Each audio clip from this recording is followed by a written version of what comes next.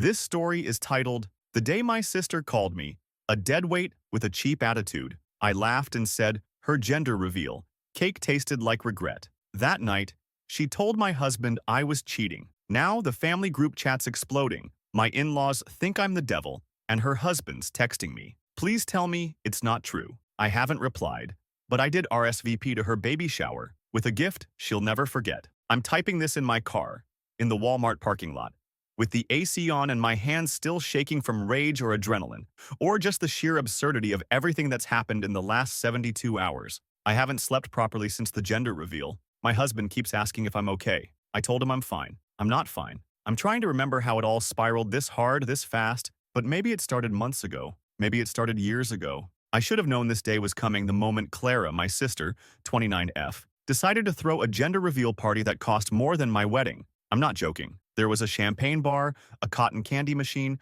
a professional photographer, and a surprise fireworks reveal scheduled for dusk. I brought a $30 onesie and a bottle of wine because I thought we were still pretending to be normal people. Clara and I used to be close, kind of. I'm 27F, grew up the classic older sibling role. Quiet, dependable, babysitter since age 9, peacemaker between her and mom. Clara was always the performer, the golden child. When we were teenagers, she once faked fainting in church to get out of a choir recital she didn't practice for. Everyone comforted her. I had to sing her solo. That's the dynamic. Lately, things between us had been tense. She got pregnant after her second round of IVF, and while I was genuinely happy for her, she's been different since. Snappy. Entitled. Like being pregnant made her queen of the universe and the rest of us should orbit. I chalked it up to hormones. I gave her space. I even took her shopping and let her scream at me in a Macy's parking lot about how I didn't support her vision when I suggested a cheaper brand of crib. But then came the comment. We were in the kitchen, post-cake cutting. Everyone was buzzing about the pink smoke bomb and screaming, "It's a girl." I was just trying to help clean up, scraping frosting off the countertops and dodging toddlers with sticky hands. Clara walks in, looks me dead in the eyes and says, calm, cold, like it was the weather, "You're kind of a dead weight lately, like emotionally. And you have a cheap attitude. It's exhausting." I blinked. I thought I misheard her. I asked what the hell that meant. She shrugged. "You're always going through something. It's depressing. You used to be fun. Now you just feel like work." And I swear to God, I smiled. I smiled because if I didn't, I was going to start screaming. I looked down at her cake, a 4-tier monstrosity covered in fondant bows, and said, "This tastes like regret, Clara. Just like you probably will in 6 months when you're awake at 3 a.m., realizing your baby's father can't change a diaper without calling his mom." I walked out of that kitchen to a stunned silence. My cousin dropped a spoon. My aunt gasped. Clara turned purple. I didn't care. What I didn't know was that she wasn't done. That night she texted my husband, and she told him I was cheating. I didn't even find out from him, by the way. My husband, Matt, 30M, didn't show me the message right away. I came home from the party, still half numb from the verbal sucker punch Clara delivered, and he was just quiet, sitting on the edge of the bed like he was waiting for something awful to happen. I asked what was wrong, and he goes, "Your sister messaged me." I thought maybe she was apologizing. Maybe her hormones had cooled down and she realized how insane she'd been. But then Matt pulled out his phone and showed me the message, and my heart went cold. "She needs to know," Clara had written. "She's my sister, and I love her, but I can't keep this secret anymore. I saw her kissing someone outside a bar last month. It wasn't you. I don't want to get involved, but she deserves to be honest with herself." It was written like she was delivering a eulogy. Polite, heavy, no details, no proof, just poison, poured like honey. I looked at Matt. "You don't believe this, right?" My voice cracked. I wasn't scared he believed it. I was scared he didn't trust me enough to immediately laugh it off. But Matt's face didn't crack either way. "Of course I don't," he said. "But what the hell, Nora? Why would she even say this?" And I didn't have an answer, because I didn't know. Not then. Now? I think it was about control, about humiliation, about Clara realizing I wasn't going to roll over and let her steamroll me anymore. I said one thing, one petty, honest thing, and it shook the pedestal she built for herself. So she torched mine. I should have blocked her. I should have left the group chat. Instead, I stared at my phone all night, waiting for some kind of follow-up, an apology, a confession, anything. But she didn't text me. She didn't call. She didn't even unfollow me. Instead, the family chat started lighting up the next morning. My mom posted a selfie of her and Clara, smiling like the previous night hadn't imploded. "Blessed with my girls," it said. No mention of the scene in the kitchen. No mention of the lie Clara sent Matt. Then the messages started rolling in. My Aunt Dana. "Heard some stuff. Can we talk?" My cousin Jordan. "You okay? I saw the look on your face last night." My father-in-law. "Yeah, Matt said you're having some issues. We're praying for clarity. And the worst one, Clara's husband, Eric. Please tell me it's not true. He didn't even say what it was. Just assumed I knew, which means she told him. Maybe everyone. Maybe I'm the villain now. The unfaithful wife.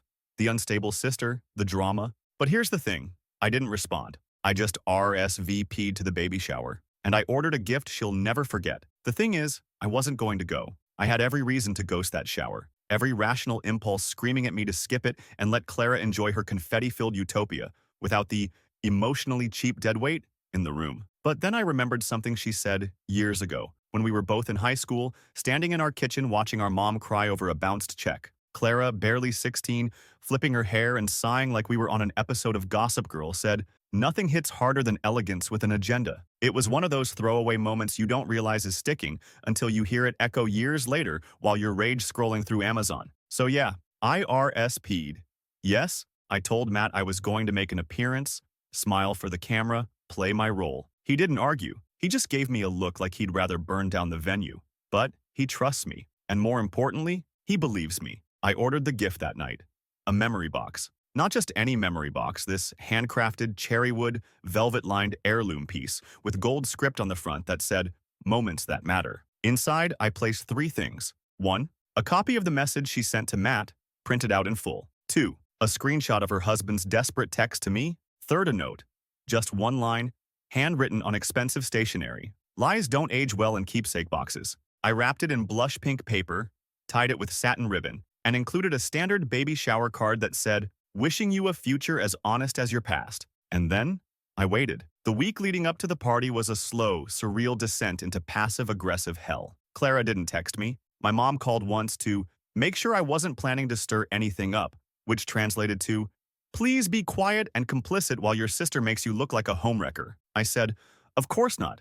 Wouldn't dream of it," in the sweetest tone I could fake. The day of the shower, I showed up alone. Matte black dress, red lipstick, heels that clicked with purpose. I walked in like a woman with receipts. Because I was. Clara saw me and smiled too wide, like a shark trying to pass as human. "Nora, you made it." I handed her the gift. "Wouldn't miss it," I said. She opened it near the end, right after the diaper tower and the Pinterest onesies and the group photos with the balloon arch. When she peeled back the ribbon, I watched her face shift.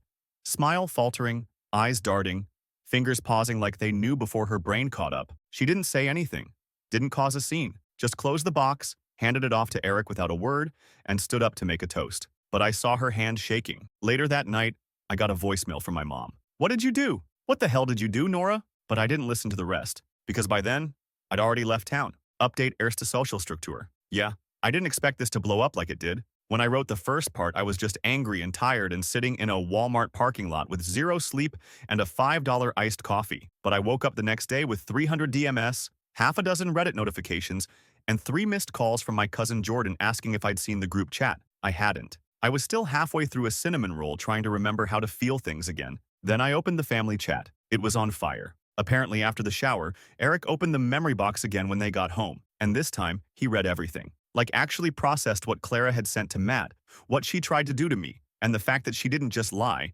She weaponized a fake affair to blow up my marriage because I insulted her cake. Eric, bless his suspicious little soul, did not take it well. I woke up to a screenshot of a message he sent to my mom at 2 a.m. "Your daughter tried to assassinate her sister's character and potentially end her marriage over a slice of gender reveal drama. You're defending a lie. What else have you covered for?" Oh, and then he sent me another text. I had no idea. "I'm sorry. I don't even know what to believe anymore. Please, was there ever something between us? I need the truth." Let me pause here and scream into the void. There was nothing between us. I had a massive crush on Eric when I was 17 and dumb, but I got over it by the time Clara got her braces off. The idea that I'd cheat on Matt with Eric is delusional. Clara invented that story in her hormonal Hunger Games brain and set it loose on my life like a rabid squirrel. Anyway, that text? I didn't respond. I don't owe him anything. But Clara saw it, and she lost her mind. She started blowing up the group chat with the kind of dramatic monologue you usually see on daytime TV. I was under stress.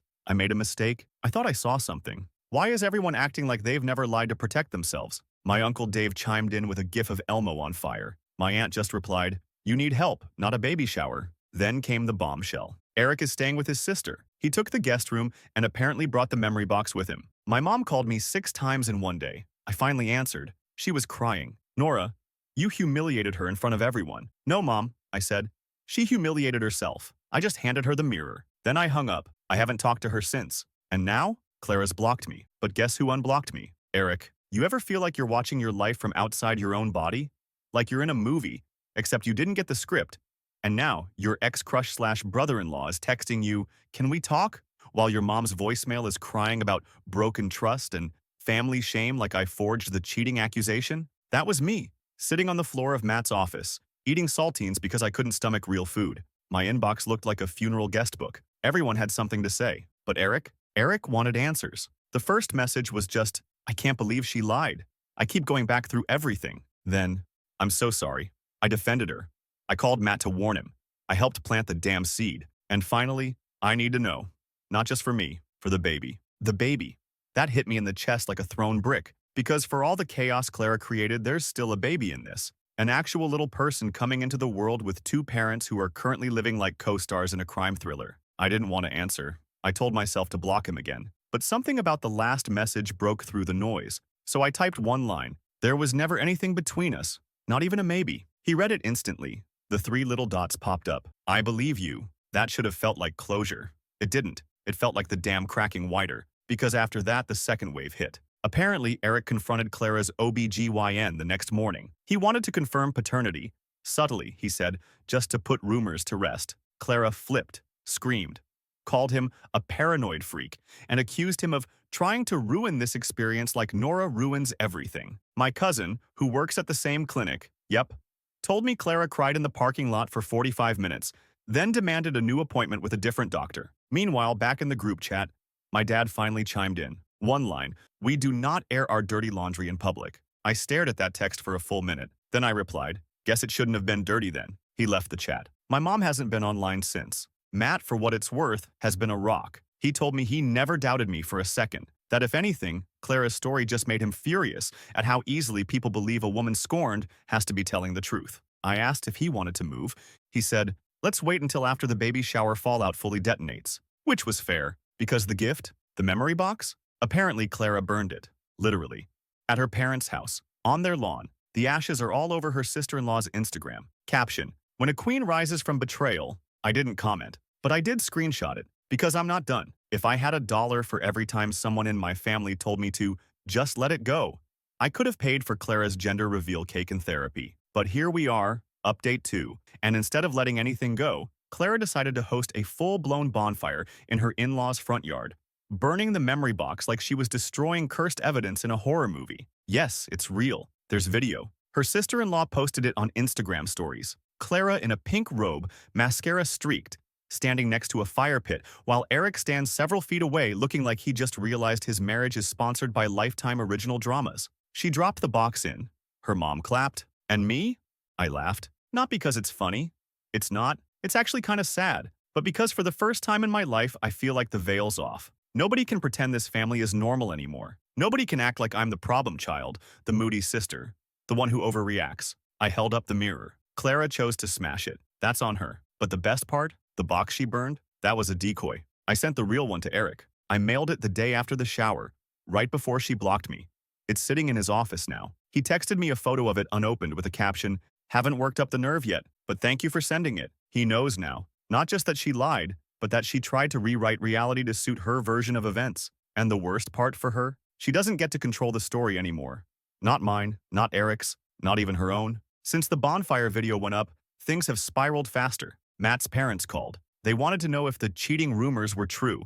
And Matt, God bless him, read them the entire message Clara sent, line by line, then said, "If you believe any of this, you're not welcome in our house." Silence. Then a stunned, "We just wanted to understand," to which Matt replied, "Then start by believing my wife." Meanwhile, Clara's friends are split. Half of them are sending cryptic support comments like, "Stay strong, girl," while the other half have gone dead silent. One even messaged me privately, "I'm so sorry.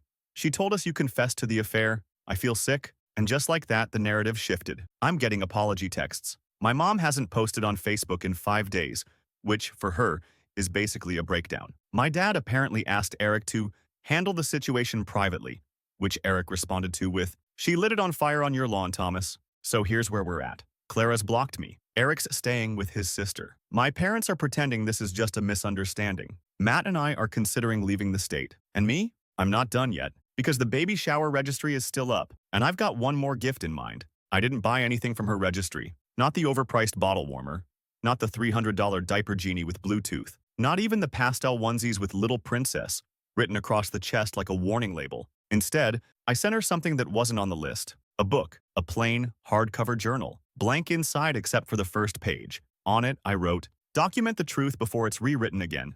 For your daughter. She deserves the unedited version." I mailed it anonymously. No note, no signature, no return address. But I included a tiny Polaroid, one I found in a drawer last year, snapped at a family barbecue from back when Clara and I were still sisters. Me holding her in a half headlock, both of us mid-laugh, cake on our faces, hair wild. Real joy. Before lies grew legs. Before trust went extinct. I don't know what I expected. Maybe that she'd ignore it. Maybe she'd burn this too. But she didn't. She posted a photo of it on her private story. Just the journal and the Polaroid, sitting on a table next to a half-eaten bagel and a vitamin water. No caption, just the picture. I saw it because my cousin screenshotted it and sent it to me with a question mark. A minute later, Eric texted me again. "You really sent it?" I just replied, "She deserves to remember her mother as more than a curated meltdown." Then nothing. Radio silence. For 2 days. Until today. Eric called. Not texted, called. I stared at the screen so long the call almost went to voicemail, but I answered,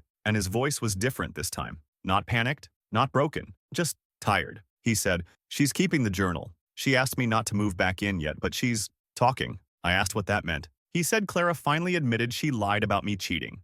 That she made it up because she was scared of losing control. That when I insulted her cake, it wasn't about the cake. It was about every grudge, every little shadow I've cast over her spotlight since we were kids. She said it out loud. In therapy. "She's going to therapy?" I asked, trying not to sound like I'd just seen a unicorn. "Her idea," he said. "Your gift." It shook her. I didn't know what to say. I still don't. I'm not the forgive and forget type. I believe in consequences. I believe in people learning the hard way. But part of me, the sliver that still remembers us as kids in that backyard with frosting on our chins, wanted to believe this meant something. That maybe we're not done writing this story yet. But I'm not walking back into that fire. Not until I see how much smoke she's really willing to clear. It's been 3 weeks since the call. Since the journal. Since the final illusion in this circus of a family cracked open like an egg and spilled truth all over the damn floor. I haven't spoken to Clara directly. Not once. No texts. No calls. Not even a vague emoji in the family group chat, which is now basically a ghost town haunted by gifts and tension. But I've heard things. She's still in therapy. That part's real. Apparently she goes twice a week, and according to Jordan, who hears everything because she's secretly the CIA in a Forever 21 hoodie, Clara cried during a session when her therapist asked why she needs people to like her more than she likes herself. I didn't feel triumphant hearing that. I felt nothing. Like the part of me that used to root for her. Even when she was terrible, even when she carved her name into my life like a scar, just finally gave up. She hasn't apologized. Not to me, not to Matt, not even to Eric in any meaningful way as far as I can tell. But she's quiet now. Less fire, more ash. I guess that counts for something. Matt and I are good. Actually, weirdly great. Something about surviving this level of chaos bonded us like trauma soldiers. He told me last night, while we were brushing our teeth and pretending the world wasn't still on fire, "I didn't marry you because you're easy. I married you because you're real. And if your family can't handle that, screw 'em." I kissed him with toothpaste in my mouth. He didn't flinch. That's love. As for Eric, he's still staying with his sister. The baby's due in a few months. He says he's going to co-parent, but he's not sure about the rest. "I don't hate her," he told me, "but I can't go back to pretending either." Fair. We met for coffee once. Just once. Neutral ground. He said he wanted closure, which I respected. He didn't ask me for anything inappropriate. He didn't try to blame me for anything. He just said, "I see her differently now. And I see you differently too." I told him, "See me clearly or not at all." He nodded, paid for the coffee. That was the last time we spoke. So what's next? Nothing, honestly. That's the best part. There's no twist ending, no redemption arc for Clara, at least not yet. No family reunion where we all cry and hug under string lights. No final blowout. Just distance, just peace, just the quiet, glorious stillness of not being dragged under someone else's emotional undertow. I blocked Clara. I left the group chat. I changed my number. I told my mom and dad if they want a relationship with me, it'll be on my terms. So far, they've stayed quiet. Maybe they're stunned. Maybe they're hoping I'll cool down and come crawling back. But I won't. Because here's the truth. Sometimes the best revenge isn't rage or drama or even a killer gift in a velvet-lined box. Sometimes it's just walking away so completely They have no one left to lie about you two. And sometimes, the best cake you can serve is the one they never see coming.